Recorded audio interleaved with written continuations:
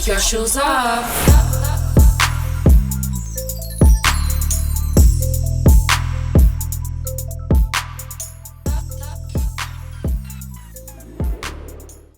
Gente, hoje a gente tá aqui com o Pedro Pacífico. Pedro, primeiramente, muito obrigada por ter vindo. Muito obrigada. Eu que agradeço pelo convite.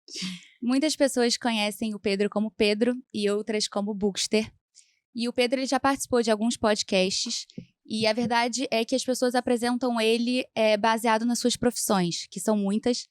E não poderia deixar de mencionar aqui. O Pedro, ele é advogado, ele é influenciador, ele é podcaster e agora escritor também.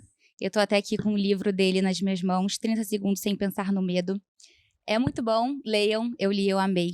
Então, parabéns. E, Pedro, na verdade, hoje aqui a gente queria saber quem é o Pedro, né? O Pedro, ele é o mesmo em todas as profissões ou ele tem uma característica individual em cada uma delas?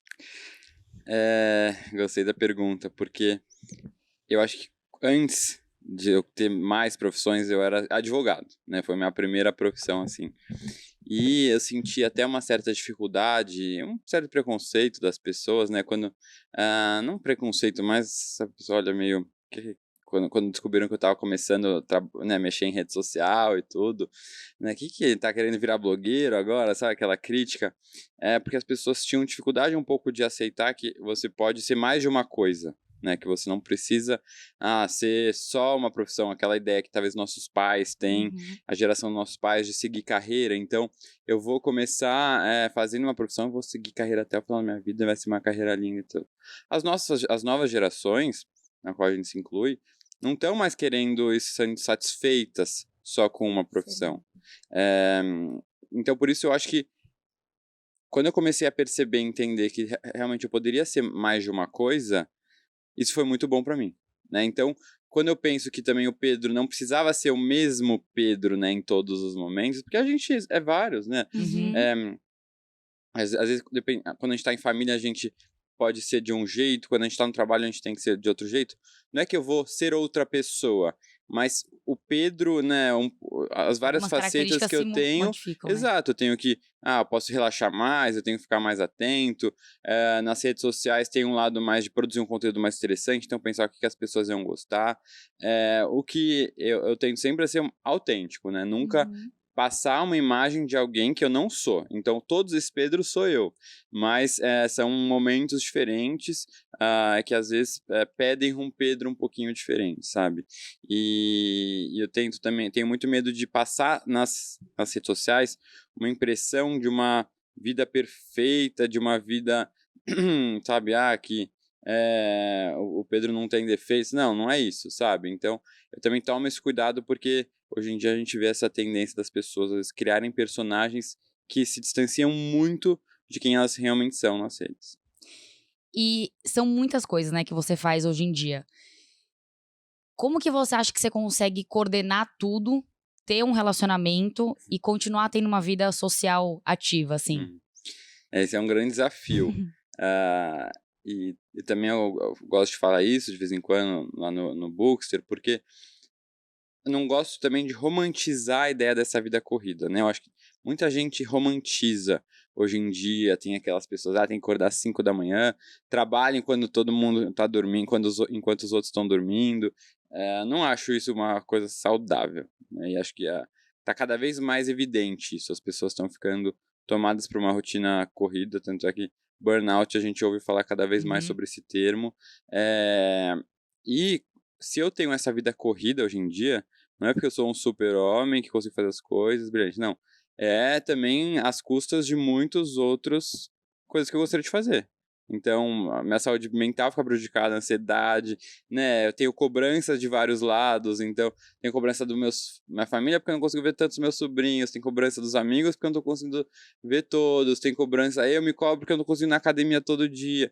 Então, é cheio de cobranças por eu conseguir ter essas várias funções. Lógico que hoje em dia eu consigo me organizar mais, então, eu já tô... o que mais me toma tempo é realmente o advogado, né, o lado advogado. No lado bookster eu tenho pessoas que me ajudam. Lógico que o conteúdo tem que ser 100% meu, a criação é 100% minha, mas ajudam a administrar redes, parcerias. Mas é isso, sempre ficar devendo em várias pontas, entendeu? Eu converso direto com meu namorado, né, de como tentar equalizar isso, quanto tempo eu vou aguentar ter essa vida com Uhum. tantas funções, e enquanto eu estou fazendo isso, que eu consigo organizar da melhor forma possível, e de uma forma que eu não me sacrifique muito, nem sacrifique outros valores que para mim são muito importantes. E você mencionou agora sobre ansiedade, né? E no livro você até comenta da sua primeira crise de pânico, que você estava, eu acho que em Em Paris, no seu Paris. intercâmbio. Como que você lida com isso hoje em dia? Você ainda tem crises? O que você faz para melhorar, amenizar sua ansiedade? Eh, Esse é um tema que para mim foi muito delicado por muitos anos, porque quando eu tive essa crise em Paris, foi uma crise que me abalou demais, assim, mexeu todas as minhas estruturas. Eu fiquei sem chão, com muita medo, muito medo daquilo se repetisse, muito medo de que não fosse passar as crises que eu estava tendo. E a partir disso, eu comecei a entrar num processo que foi longo, né? Não foi rápido, mas de focar e com o apoio da minha família em melhorar isso. Porque era algo que me desgastava demais, me dava, esse medo me consumia. Você É. sabia de onde vinha? Então, a crise aconteceu por conta de um remédio que eu tomei em Paris que me deu um efeito colateral que me destabilizou, que é um efeito colateral raro, mas que é horrível quando dá. Eh, isso me tirou um pouco desse meu controle, sabe? Me desencadeou um transtorno de ansiedade maior e essas crises de pânico. Hoje eu sei que tinha uma carga muito grande de ansiedade por conta da minha sexualidade, né? Que ficava Uhum. reprimida dentro de mim. Então era um ponto muito, muito tenso. Mas lidar com a ansiedade dependeu de muitas ajudas, né? De ajudas profissionais. Então, terapia, desde então eu faço. Remédios, desde então eu tomo. Já tomei em doses maiores, agora está bem menor. Mas acabou sendo um processo em que eu entendi muito a importância da saúde mental. Sabe, eu acho que você só consegue realmente entender o quanto é sofrido você passar por algo assim depois que você vive algo assim. A Uhum. sensação de ter compaixão, entender quem está sofrendo com aquilo, te dá um desespero tão grande. Você fala, não, coitada dessa pessoa, porque eu já Já sei como é é que é. tão ruim isso que não, coitada, é desesperador pensar que outras pessoas estão Você passando sente por isso. bastante daquela dor, né? É muito, e você entende o quanto é sofrido, o quanto é horroroso, Uhum. horroroso. A sensação de nada vai passar, a sensação de, pô, tô paralisado aqui, como é que as outras pessoas estão conseguindo viver a vida feliz, sabe? Não faz sentido. Então isso te transforma um pouco, acho que nesse lado de você ter mais compaixão também pelo outro, pelo que passa, sabe? Porque você já passou por isso. A dor mental é uma dor, eu acho que, muito pior do que muitas dores físicas, sabe? Realmente. E que acho que a conscientização está aumentando das pessoas sobre o tema, mas ainda há preconceito, né? Uhum. Uhum. Você toma remédio, como assim? No psiquiatra, tá? Não, isso é besteira, isso é coisa da sua cabeça. Então, quem passa por isso sabe que não é. Que a gente não tem controle, que é químico. O nosso cérebro é químico. É o que meu psiquiatra fala. Se você ralar o joelho, vai ficar machucado, né? Não adianta, não é nada, botar, tampar, não. Precisa de um tempo para cicatrizar. Uhum. É igual ao cérebro também, é como se tivesse ralado o seu cérebro quando você tem uma crise dessa. Então você precisa de um tempo, e realmente é algo químico, não é algo só dos seus pensamentos, da sua cabeça, sabe? Como as pessoas falam, é algo realmente que precisa às vezes de remédio, precisa dessas ajuda profissional para você se estabilizar. Falta muito conhecimento das pessoas hoje em dia sobre esses assuntos, né? Uhum, uhum. Quem não passa, É. Não não vai leva a ler, sério. não vai entender. É. Ah, levanta. Exa Não é ler. Se fosse não, levantar, eu estaria levantando. exato. Não é isso. Não. É, mas assim, hoje você é advogado, a sua vida inteira foi focada no direito. Hoje, você olhando pra trás, se você pudesse voltar no tempo, você teria feito alguma coisa diferente ou teria estudado da mesma forma, pelo que você estudou, e estaria com essa profissão hoje em dia? É difícil falar isso, né, porque até no livro eu conto que em grandes partes da minha vida eu tive muita dúvida entre medicina e Uhum. direito, então é algo que às vezes eu penso: "Será que se eu tivesse feito medicina, como é que ia estar?", sabe, aquela coisa, como Ah, é então que você ia pensa estar? então até na medicina. Pensei muito na Pensou. medicina, muito. Aí eu fico pensando: como é que ia ser, sabe, o médico agora? Aí não teria tido Bookster. Eu tento parar de pensar um pouco no "e se", porque é algo que também me incomodou muito, principalmente quando me assumi, me aceitei como homem gay, e era o que me perturbava um pouco. Eu falava isso na terapia, eu falava assim, tudo que eu deixei de viver, né, muitos anos da minha vida, vivendo só pelos outros, né, e se eu tivesse me aceitado antes, e se ia ter curtido mais, ia ter tido né, os meus 20 anos mais tranquilos, mais felizes, e aí eu fui entender que, na verdade, pô, o que eu passei foi importante pra mim de alguma forma, E sabe, fez você chegar pra eu estar aqui até hoje. hoje, exato. E a ideia é, tudo bem, então eu demorei 27 anos, mas que eu possa ajudar outros jovens de alguma forma, e talvez com um livro e também com meu conteúdo na rede, a que eles não demorem tanto. Então, não eu tentar mudar a minha vida que é impossível, mas tentar ajudar outras pessoas de alguma forma, né? E aí eu vejo que tem a história do meu padrinho, né? Pô, ele demorou 93 anos para conseguir falar isso com a família. Então, acho que a gente está melhorando como sociedade. Se eu puder fazer um pouco disso nesse processo, e aí, quando eu penso na profissão, é a mesma coisa. E se eu tivesse feito medicina? Não fiz, né? Tô Então, aqui, hoje tenho um Bookster, que é algo que eu adoro, também gosto bastante do direito. Não sei muito o que vai ser pra frente, né? Realmente, porque eu nunca imaginei que eu ia estar aqui hoje, se me perguntassem, né? né, gente? Quando eu Gente, também criei. não. Exato. Então é isso, a gente vai. A gente planeja, mas não dá pra gente planejar tudo. E saber que muitas das coisas que eu gosto muito do que eu faço, do que eu sou hoje, foram essenciais pelas coisas que eu já vivi. Ô Pedro, e como que a literatura mudou a sua vida? A literatura, assim, só de eu estar aqui já é uma mudança que a literatura me trouxe, né? Talvez se eu não tivesse tido a literatura, eu ia estar. Eu gosto de pensar isso. Se não tivesse tido a literatura, onde que eu ia estar, provavelmente? Eu ia estar só no escritório, né? Que já é bastante coisa, mas provavelmente casando com uma mulher e vivendo essa vida de ansiedade, né? De repressão interna. A literatura, ela me transformou, eu acho que em primeiro lugar, e é muito do que está no meu livro, a me aceitar quem eu sou, sabe? A entender que as diferenças que por tanto tempo eu achava que era ruim, né? Não quero ser diferente, porque eu cresci numa bolha em que todo mundo é igual, em que a diferença não é vista como algo legal, que a diferença é alvo de chacota, né? De bullying, de eu entender que a diferença é maravilhosa, a gente tem que, né, celebrar, e depois que você passa a entender isso, você não quer só ficar naquela bolha igual que você tava, até porque você já nem tá mais para conseguir entender aquilo. E não só a minha diferença como homem gay, mas a diversidade da sociedade em geral, que é muito diversa.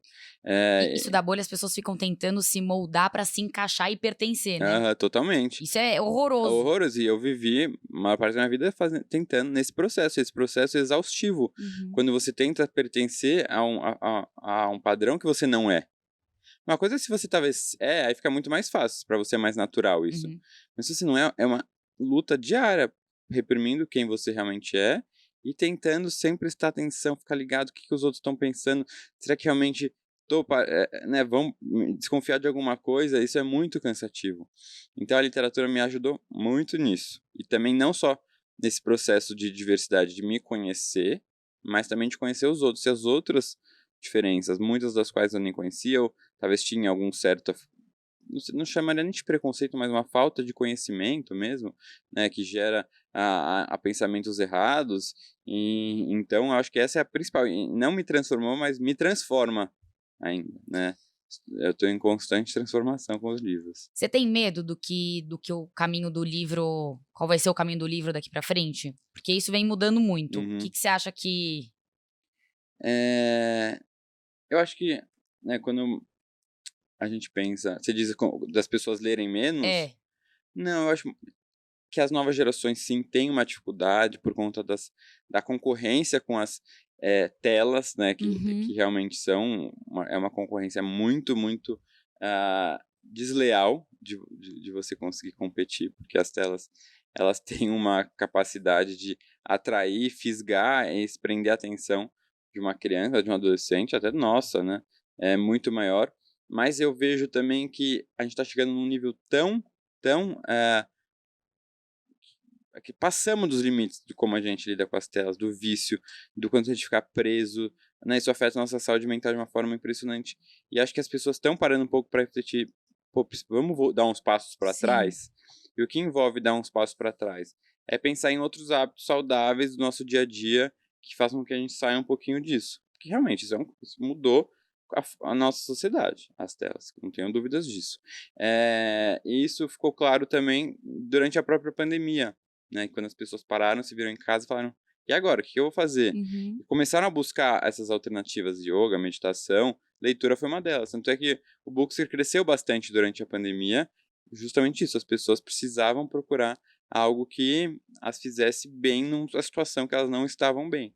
E aí eu vejo quando as pessoas entendem que a leitura pode ser uma dessas alternativas saudáveis e que fazem bem, eu fico tranquilo que não está em risco a leitura, porque quando a gente passar desses limites, a gente vai sempre olhar para o lado e falar, sabe, para onde eu tenho que ir, a literatura vai estar lá. Você até comenta no seu livro, né, sobre a impaciência cognitiva, Uhum. que é realmente essa dificuldade das pessoas hoje em dia, por conta das telas, do imediatismo que a gente vive hoje, as pessoas têm dificuldade de se concentrar, né, e ler textos grandes, ler textos, livros, enfim. Uhum. Tem alguma dica para as pessoas que não têm esse hábito de ler, assim, transformar esse hábito em algo prazeroso? Tem uma coisa que elas podem fazer? Tem dicas. Realmente, isso né, uma das consequências dessa impaciência cognitiva, que as pessoas têm muita dificuldade de prestar atenção. Seja porque os conteúdos que a gente consome são cada vez mais imediatos e que não demandam muito da nossa concentração, porque ou é só um vídeo assim, que não tem muito, dura 15 segundos, se você posta coisas mais longas ou textos Uhum. nas redes, o algoritmo não vai entregar, então você fica refém também disso e você nadar contra a corrente é difícil, porque você some, você é engolido, então você fica nesse equilíbrio, mas as pessoas não conseguem mais. Você abre uma reportagem, né, nesses sites de reportagem, hoje em dia já tem ou um resumo dos pontos principais, porque as pessoas não vão ler a reportagem, ou quanto tempo você vai demorar para ler aquele texto, só para a pessoa falar, não é tanto assim, eu vou conseguir. Sabe, a gente está mudando até a forma como a gente comunica as coisas. E aí quando a gente pensa numa leitura, leitura, ainda que tenha 200 páginas, um livro que é um livro considerado médio, pequeno, tem 200 páginas. Então como é que eu vou conseguir prender a atenção? E realmente é um desafio. Tem muita gente que não lê hoje em dia porque não consegue prender. Mas aí falta um pouco de iniciativa da pessoa, aquela coisa. Sim. Academia muito chata, mas eu vou lá insistir, me forçar e entrar num hábito rotina. A leitura é a mesma coisa. Não é que você vai pegar um dia, em regra, você vai pegar um livro um dia, não leio nada há 5 anos, vou pegar um livro hoje e vou começar a amar e vou ler todo dia e ler 50 páginas por dia. Não. Se você for com essa ideia, você vai se decepcionar. Então entenda que no começo você vai precisar se esforçar mais e busque livros curtos para o começo, para você não ficar desanimado, né? A sensação de terminar um livro é boa para entender o ritmo de leitura. Pegar livros que realmente te interessem, e te interessem não porque vou te trazer um conhecimento específico, imediato, sobre alguma coisa, sobre como lidar com os relacionamentos, sobre como se tornar um grande líder, como ganhar milhões de reais.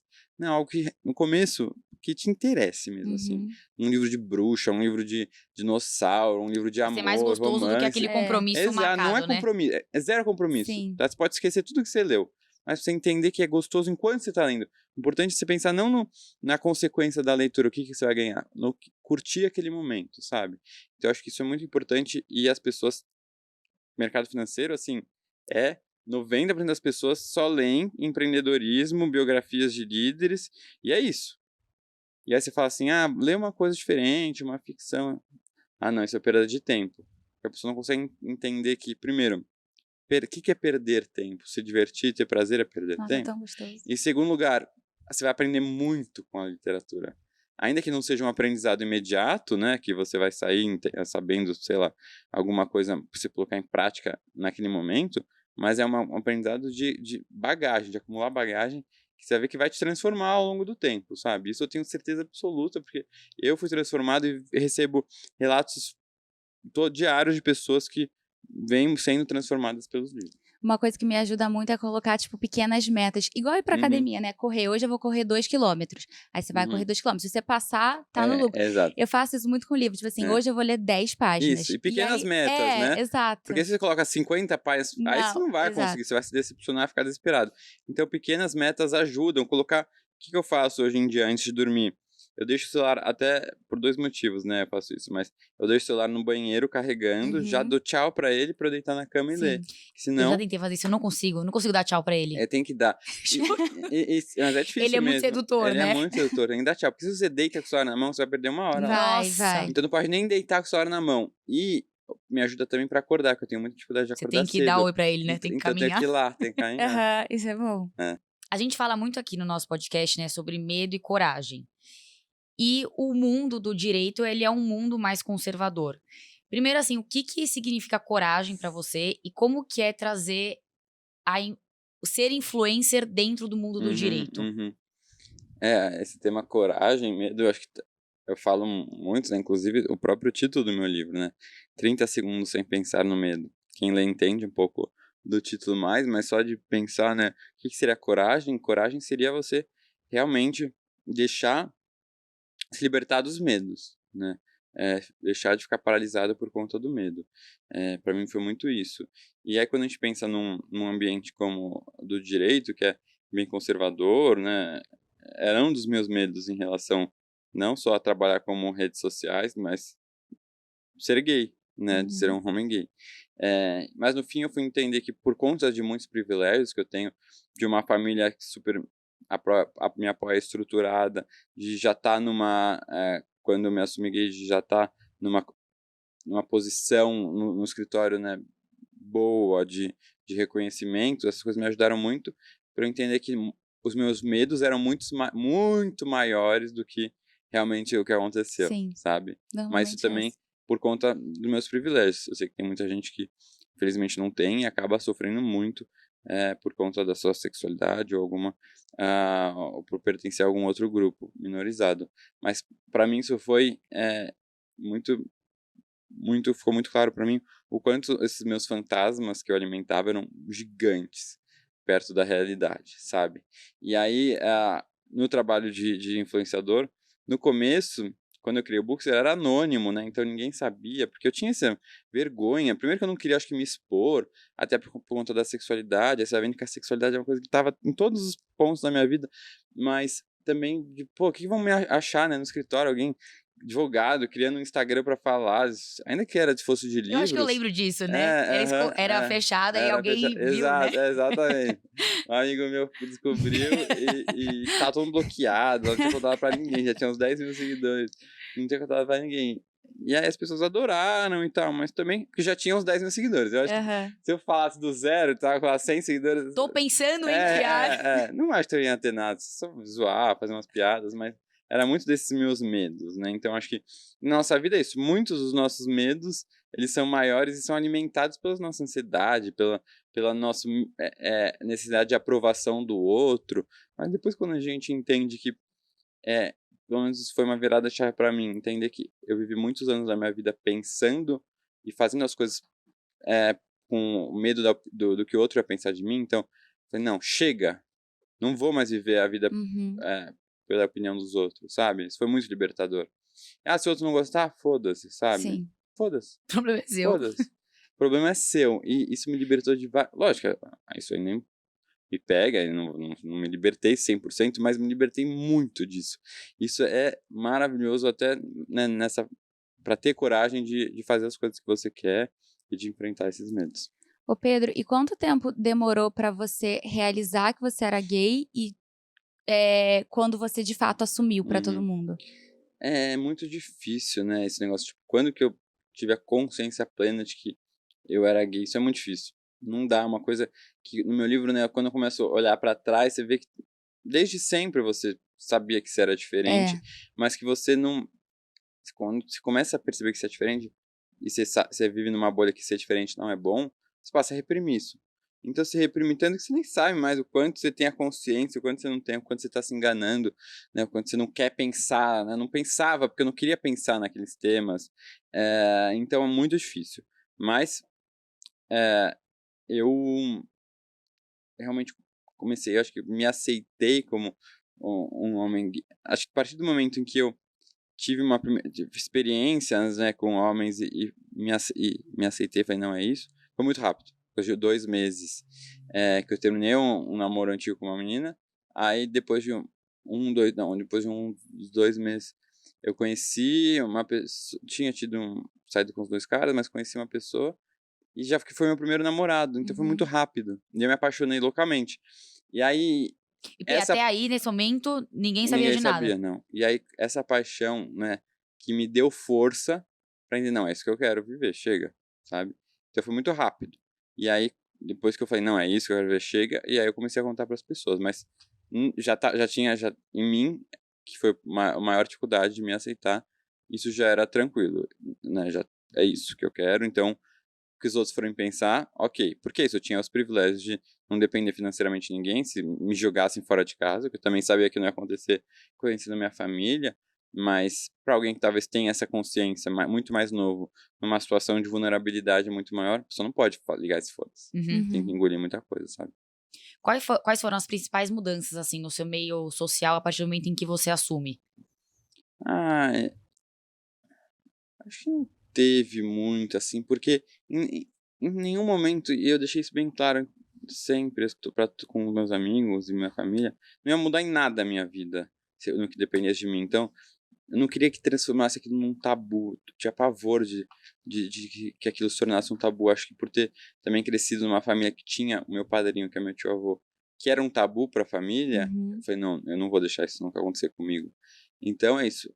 Desde o primeiro momento que eu comecei a namorar e eu tinha contado para meus pais, numa semana seguinte, eu já levei ele pra praia, pra nossa casa de praia, com a família toda. Eu não dei nenhuma chance de se tornar um tabu. Eu falava de tudo com meus amigos, falava assim, ó, da mesma forma que eu falava de mulher, eu vou falar de homem. Vocês Sim. podem perguntar também o que vocês quiserem. E eles fizeram todas as perguntas que vocês podem imaginar. Então, é isso. Aquela coisa, não preciso trazer minha intimidade. Eu trago.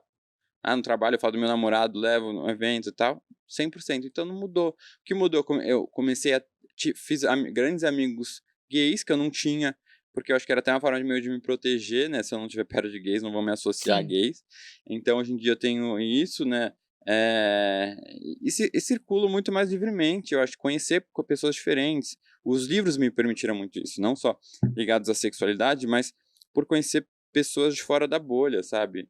E isso, nossa, isso é maravilhoso, porque tem muita diversidade fora que a gente nem tem noção, às vezes. A gente falou sobre ser gay, né? Mas eu tô pensando aqui, quando a gente decide alguma coisa sobre a nossa vida, seja qualquer seja o motivo, e a gente banca, as pessoas não se sentem no direito de atravessar, né? Não, A minha vida é isso, eu sou assim né? e fim. É isso. Até a forma que as pessoas te leem passa a ser diferente. Quando Sim. você fica tentando meio que maquiar certas situações, isso, aquilo desperta um alerta nas pessoas que não é legal pra você. Sim.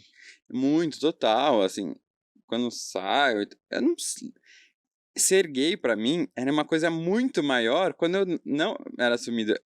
Eu acho, sabe o que eu tinha aquele medo? Quando eu me assumi gay, vai parecer que eu vou andar com uma camiseta, sou gay, todo mundo vai... Pra mim, nem, sabe, não é uma coisa que eu Sim. fico pensando, eu só sou, é uma parte da minha vida que eu tenho namorado e tal. Mas não é que eu ando com ele na rua e fico zero, não penso nisso realmente, sabe? É uma coisa que pra mim é 100% parte da minha vida e sou eu e tá tudo bem e é isso, porque é isso, né? Eu botei aquilo e quem achar ruim, não vai dar certo que eu vou ficar puto da vida, né? E se não quiser conviver comigo, bem, tchau, tá muito Sim. melhor sem você. Então é isso. O vídeo dos seus pais, né, você contando pra eles, não contando, né, mas pedindo como é que eles passaram por isso com você, é muito lindo, né? Eu sei que ajuda muitas pessoas, a gente chorou vendo de Pedro. novo. Uhum. Gente, assistam esse vídeo, sério. Vocês viram do meu padrinho também, dando... Eu vi, É lindo eu vi. esse. Eu não vi Eu esse. vi Esse é também. lindo. Aham. Porque o meu padrinho, essa história do meu padrinho é muito É emocionante. bem legal, é mesmo. Que ele tem... Eu nasci vendo o meu padrinho, que é meu tio-avô, bem mais velho, né? Com um amigo, um almoço de família e tudo.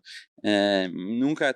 Mas não, é um amigo. Aí, quando eu era adolescente, fui descobrir, na verdade, esse amigo era um namorado, mas que a família era um tabu gigantesco. Ninguém falava, zero.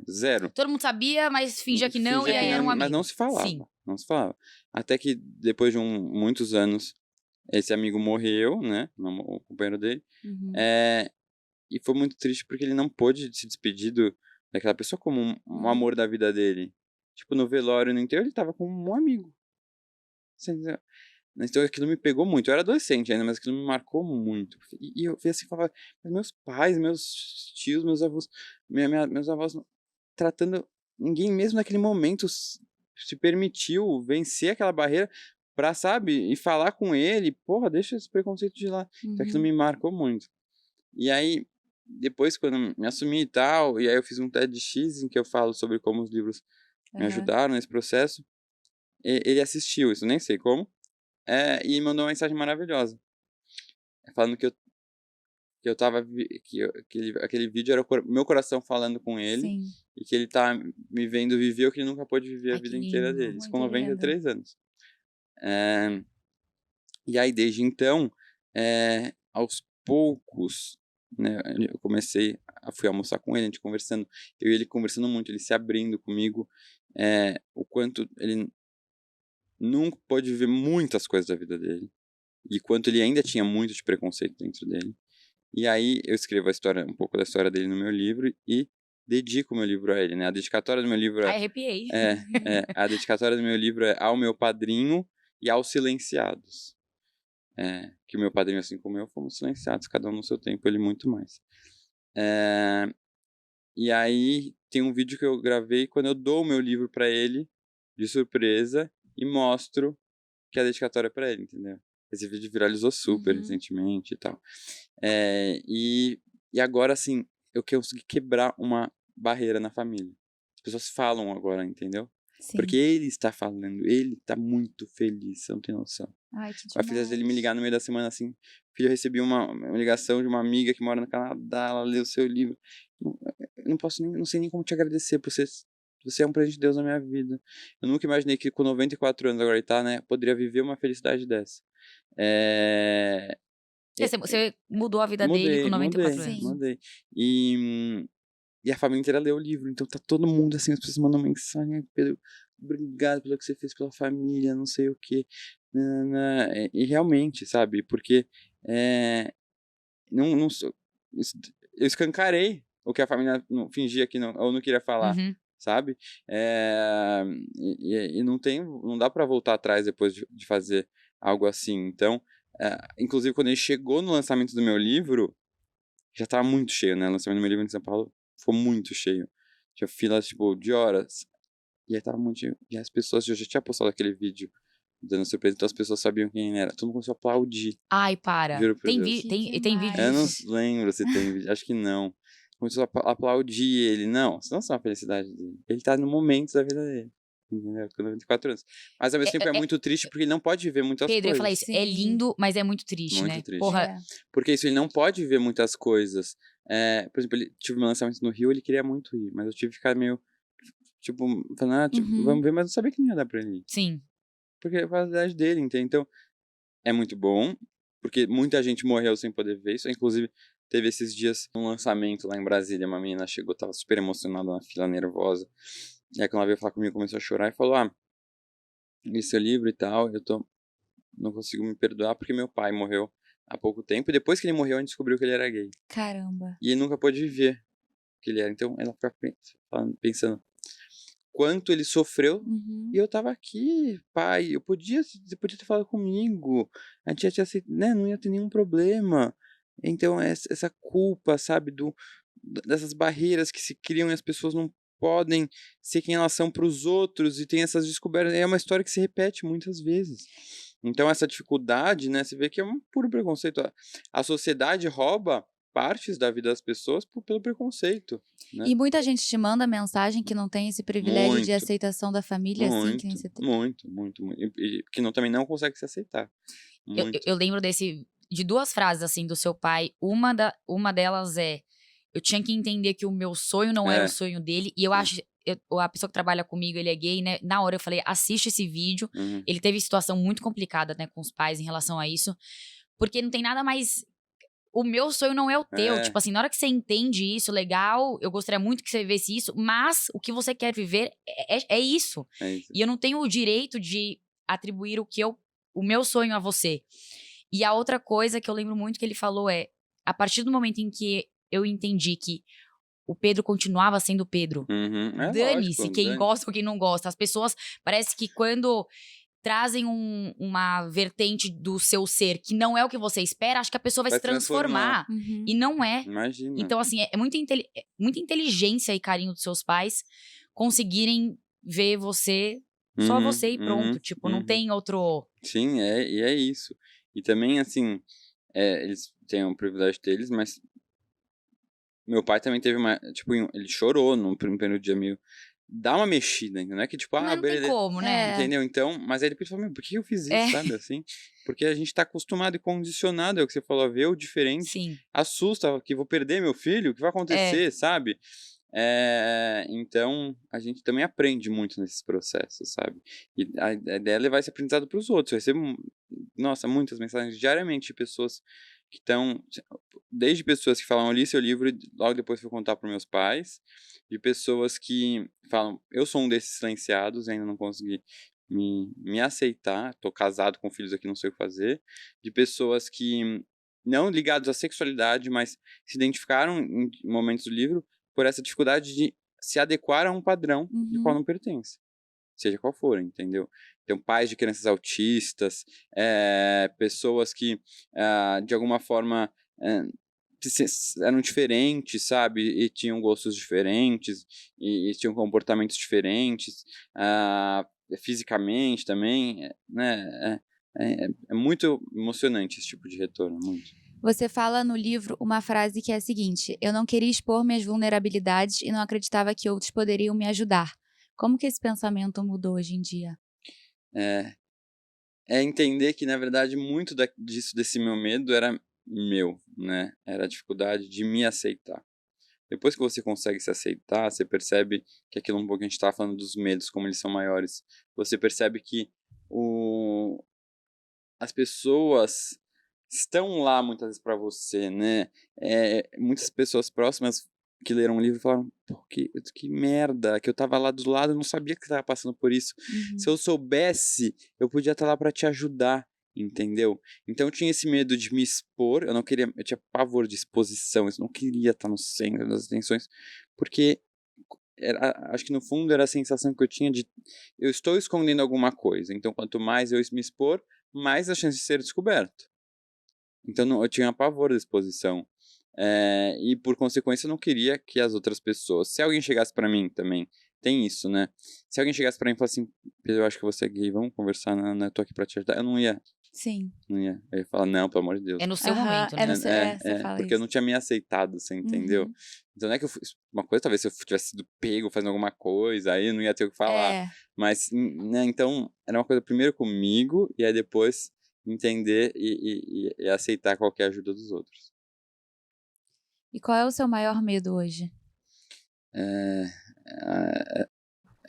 Esses medos são difíceis. Eu acho que assim, eu acho que o meu maior medo pode até ser meio clichê, mas é perder pessoas próximas a mim. Tenho muito esse medo, assim, Morte. de morte de outras pessoas em volta de mim. Então, meus pais, né, minhas irmãs. Esse ano foi muito triste para mim, porque minha irmã estava grávida e o meu sobrinho Joaquim, que nasceu, depois de 2 dias ele faleceu por problemas cardíacos. Então, né, quando a gente passa por uma situação dessa, a gente fala, meu, isso é só isso que não pode acontecer comigo de novo, sabe? Uma coisa assim. Então, acho que esse medo, ele reacende numa situação dessa, porque você vê a tristeza que o quanto isso machuca não só a mim, mas minha irmã, né, que perdeu um filho, meu cunhado, meus pais perdendo... São coisas que elas redimensionam todos os outros problemas. E é um luto generalizado, né? Não é? Total. Dói muito em cada um no mesmo momento. E nada mais é problema quando você tem uma situação dessa. Nada mais. Né? Então, acho que realmente esse é meu maior medo, assim, hoje em dia. E você acha que você é feliz? Sou, demais. Sou muito feliz. A sorriso também, na voz dele. Eu acho que eu também era feliz, mesmo antes de me assumir. Talvez tinha coisas que me incomodavam muito mais, que me perturbavam muito mais, mas eu acho que sempre fui feliz, graças a Deus, né? Lógico, junto com todos os meus privilégios também. Mas sou, e hoje em dia é uma felicidade muito mais leve, sabe? De não depender da aprovação de ninguém. Eu acho que isso é tão bom. e de não depender dessa aprovação e de não se preocupar em você precisar se preocupar em agir de uma certa forma, ou de mostrar se você gosta de algo ou não, por causa dos outros, sabe? Eu acho que essa felicidade leve é maravilhosa, maravilhosa. E quais são os planos para o futuro? Você pretende escrever algum outro livro? Você pretende continuar nessas 4 profissões hoje que você segue? E, gente, isso até tava conversando esses dias com meu namorado. O quanto eu não tenho planos pro futuro. Não tá, eu falei assim, eu tô com medo, porque eu acho que você planejar um pouquinho. Porque eu tenho até medo de enfrentar esse dilema, o que vai ser no futuro. Porque talvez signifique que eu não sei se eu vou aguentar ficar com essas 4 coisas por muito tempo, né? Então, mas eu também não quero enfrentar isso, sabe? Uhum. Tem esse dilema. Mas, por enquanto, seguimos assim. Sobre escrever um novo livro, tenho ideia já. Oba. Não comecei a escrever nada, mas tenho ideias já anotadas. E acho que seria algo mais voltado para uma ficção mesmo, né? Um romance. E porque eu também sentia que eu precisava primeiro escrever isso para escrever qualquer outra coisa. Porque senão qualquer coisa que eu tentasse escrever ia ser atravessado por isso. Eu falava, não, preciso jogar Primeiro eu isso. preciso falar isso aqui, né? E aí depois a gente conversa, sabe? Com o que tem por vir. Mas realmente eu não sei, sabe? Eu vou seguindo. Vamos ver aonde isso vai me levando. Mas eu acho que eu preciso começar a planejar um pouquinho, sabe? Mas a gente fala disso também, né? Eu sou uma pessoa ansiosa e eu planejo absolutamente tudo. Uhum. Isso é uma armadilha também, né? Total. Isso que está fazendo de ver um dia de cada vez, as coisas, elas, apesar de não ter tanto planejamento, as coisas vão fluindo e vão Uhum. caminhando conforme elas têm que ir. Sim. Quando você planeja muito, aquela linha de chegada, ela fica tão... Se dá uma travada. Você pode se frustrar, porque não Exato. tem controle das coisas. Uhum. Né, e você percebe que não dá pra gente ter controle realmente de muita coisa. E quando você entende isso... É um controle muito ilusório. Imagina. Não tem Eu controle de falo pra nada. Júlia, e eu sou muito controladora. É um controle tão fake news, tipo assim, Muito. você acha que você tem controle de tudo e do outro, você não tem controle de absolutamente nada. Nada. E aí, na hora que você vê que você não tem controle, aí Isso dá incomoda. aflição, incomoda. Mas que aí foi um pouco quando eu tive a crise, né? Quando eu me vi sem chão. Falei, e agora? Tipo, eu não sou nada, né? Você vira um pó. Então eu não consigo controlar minha vida. E aí isso dá um desespero. Mas aí você passa por esse desespero, depois fala, pô, tudo bem. Então já que eu não tenho controle, vai ser assim. Sim. Não tenho controle. Né? Uma coisa que eu tenho um medo de avião e é uma tarefa que eu faço. Que minha mãe me ensina, ela fala assim, filho, o seu medo lá em cima não vai te ajudar em nada. Em nada. Você vai continuar lá em cima. Não vai te fazer com que você... ficou tentando ouvir os barulhos e vendo, mas tá assim... Não vai mudar alguma coisa. Você vai conseguir pegar o avião e... Não. Então, já que você não tem controle, relaxa. Você vai sofrer à toa, né? Se acredita em Deus, que for, pede, é isso e vamos viver, sabe? Um pouco isso que eu tento replicar para as outras partes da minha vida. Quando eu me vejo numa situação tenso, porque eu perdi o controle, eu falo, calma, não tenho controle, gente. Tô Aceita. fazendo o que Se eu eu não posso posso, fazer nada isso. sobre isso, aceita. Exato. Que é um pouco o que a gente se viu na pandemia, né? O Uhum. mundo perdeu o controle. Quando você fala assim, os Estados Unidos tá tendo aquele caos, os Estados Unidos, né, que em tese é o que mais... Então, realmente, não tem controle de nada, né? A gente tá aqui só andando por aqui, fazendo nossas coisas. Mas é isso, tentar não pensar muito nisso e se preocupar menos. E Pê, toda vez que a gente acaba os episódios, a gente dá um conselho para as pessoas que estão ouvindo a gente. Então, diga, eu quero queria saber. que você desse o conselho. Eu falei você então dá. Eu já tava feliz, só me ajuda, por favor. Um conselho, eu acho que vai ser primeira dica que eu dou pra ler meu livro, né, e fazer o jabá. Mas se eu puder, né, deixar um recado de que vocês tentem trazer um pouco a leitura para a vida de vocês, e a leitura prazerosa de temas que te interessam, mais voltados à ficção, não pensando em ter um resultado prático. Deem essa chance, porque realmente ela transforma e você vai aprender muito mais do que você imagina. É um aprendizado sobre o ser humano, sobre o outro, né? Sobre você mesmo. São aquelas soft skills até que hoje em dia são valorizadas, mas você só aprende... Não tem um curso que você vai aprender a entender, né, o outro, a entender o ser humano. Eu acho que a literatura é uma ferramenta, não, ela é a única, mas é uma ferramenta que ajuda muito e se aprende fazendo algo delicioso. Então, essa é a dica que eu te dou e é isso. Tenha seus 30 segundos sem pensar no medo também, para encarar os seus próprios fantasmas Porque às vezes você vai perceber que eles são bem menores do que você imagina. Eu amei. Amei também. Obrigada. Obrigado. Gente. Muito obrigada. Sucesso por pra ter vocês vindo. nessa primeira temporada e estarei sempre torcendo pra vocês. Obrigada. É isso, gente. Um Beijo.